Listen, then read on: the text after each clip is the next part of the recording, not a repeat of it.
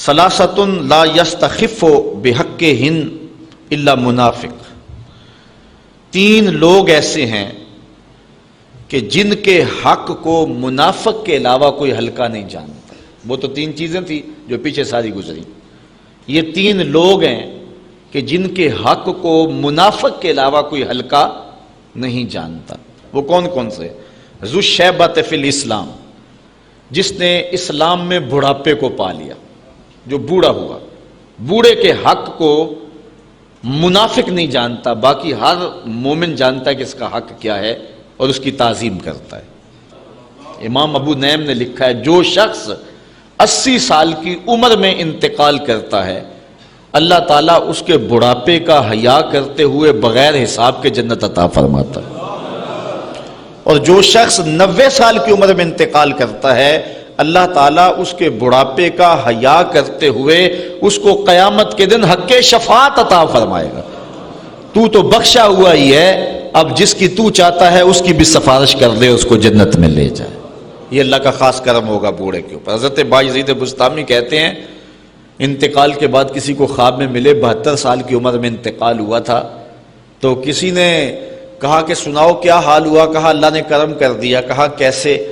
کہا جب میں اس کے روبرو پیش ہوا نا تو اللہ تعالیٰ نے مجھے فرمایا اے بوڑھے بتا میرے پاس کیا لے کر آیا ہے، اے بوڑھے بتا میرے پاس کیا لے کر آیا ہے۔ تو میں نے عرض کی مالک بادشاہوں کی دہلیز پہ اگر کوئی فقیر آئے تو بادشاہ یہ تو نہیں پوچھا کرتے کیا لے کر آئے ہو، بادشاہ تو فقیروں کو یہی پوچھتے ہیں کیا لینے آئے ہو۔ میں لے کر کچھ بھی نہیں آیا، تیری رحمت لینے آیا ہوں۔ اللہ تعالیٰ نے بغیر حساب کے میری مغفرت فرما دی۔ تو بوڑھے کی عزت اور تکریم یہ ایمان کی علامت ہے، اور جو بوڑھے کی عزت نہیں کرتا ہے وہ منافق ہوگا۔ وذو العلم، اور دوسری بات علم والا شخص، عالم شخص اگر بھٹک بھی جائے نا تو پھر بھی اس کی قدر کرو اور اس کے لیے دعا کرو کہ اللہ اس کو ٹھیک کر دے۔ تو علم والے کی قدر بھی جو ہے وہ مومن کرتا ہے۔ منافق عالم کا گستاخ ہوتا ہے، یہ بات آپ کو بتاؤں، جو منافقانہ روش رکھتا ہوتا ہے اس کے سینے میں عالم کے لیے قدر نہیں ہوتی ہے۔ اور عالم وہ بابرکت ہستی ہے کہ حضور علیہ السلام نے فرمایا کہ عالم کے لیے کائنات کی ہر شے حتی الحیتان فی البحر، یہاں تک کہ سمندر کے اندر جو مچھلیاں ہیں وہ بھی اس کی زندگی کی دعا مانگتی ہیں۔ یہ کتنی بڑی بات ہے، اور میں کہتا ہوں اس سے بڑی بات کیا ہوگی کہ حضور نے فرمایا العلماء ورثۃ الانبیاء، علماء نبیوں کے وارث ہیں۔ کتنی بڑی بات حضور نے فرمائی۔ سلطان محمود غزنوی اس حدیث پہ یقین نہیں رکھتا تھا، وہ کہتا تھا کہ شاید یہ علماء نے خود نہ حدیث گھڑی ہوئی ہو کہ یہ علماء نبیوں کے وارث، اتنا بڑا اعزاز۔ دوسرا شک اس کو اپنے باپ کے بارے میں تھا، سلطان سبکتگین ہے یا کوئی اور۔ تیسرا اس کو شک قیامت کے بارے میں رہتا تھا۔ یہ ابتدائی زندگی کے حالات ہیں۔ ایک دن بادشاہ نکلا، آگے خادم سونے کا شمع دان لیے چل رہا ہے۔ اس نے ایک طالب علم کو دیکھا کہ وہ مدرسے میں سبق یاد کرتا ہے، مدرسے کی لالٹین میں تیل نہیں ہے، بھولتا ہے تو کتاب اٹھا کے ایک ہندو بنیے کی دکان پہ جا کے وہاں جلتے ہوئے گیس کی روشنی میں کتاب دیکھتا ہے، پھر آ کے یاد کرتا ہے، بھولتا ہے تو پھر جاتا ہے۔ بادشاہ نے پہلی مرتبہ تڑپ دیکھی تھی، دل پسیجا، وہ سونے کا شمع دان طالب علم کو دے دیا۔ طالب علم راضی ہوا تو اللہ کے رسول بھی راضی ہو گئے۔ بادشاہ واپس آیا، سویا مقدر جاگے، آقا کی زیارت نصیب ہوئی۔ اب سنو حضور علیہ السلام نے کیا فرمایا۔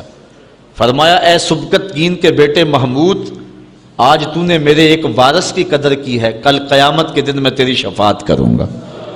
حضور نے ایک جملہ ارشاد فرمایا، 3 شک بھی دور کیے، جنت کی بشارت بھی عطا فرمائی۔ تو یہ علماء کے لیے یہ کافی ہے کہ وہ حضور علیہ السلام کی جان نشینی کا اعزاز رکھتے ہیں۔ حضرت مولا کائنات سیدنا علی المرتضیٰ رضی اللہ تعالیٰ عنہ فرماتے ہیں کہ ہم جبار کی تقسیم پہ راضی ہیں، اس نے ہمیں علم دیا اور جاہلوں کو مال دیا۔ مال جو ہے یہ فرعون اور نمرود کی وراثت ہے، اور علم انبیاء کی وراثت ہے۔ تو جو ہوگا منافق وہ عالم کی قدر نہیں کرے گا۔ وَإِمَامٌ مُقْسِطٌ، اور تیسرا شخص جس کی منافق عزت نہیں کرتا وہ عادل حکمران ہے، امام مقسط ہے، عادل قاضی ہے۔ تو عادل قاضی کو علماء نے لکھا ہے الانحناء للسلطان اور لغیرہ مکروہ، کہ بادشاہ کے سامنے یا کسی اور کے سامنے جھکنا ممنوع ہے، اور ان کے ہاتھ چومنا بادشاہوں کے حکمرانوں کے یہ بھی ممنوع ہے۔ لیکن اگر کوئی عادل حکمران ہو جو عدل و انصاف سے دھرتی میں امن قائم کرے تو اس کا اگر ہاتھ چوم لیا جائے محبت سے تو یہ کراہت نہیں ہوگی، چونکہ وہ بھی اللہ تعالیٰ جل شانہ کی ایک عطا ہے جو انسانیت کو عطا کی گئی ہے۔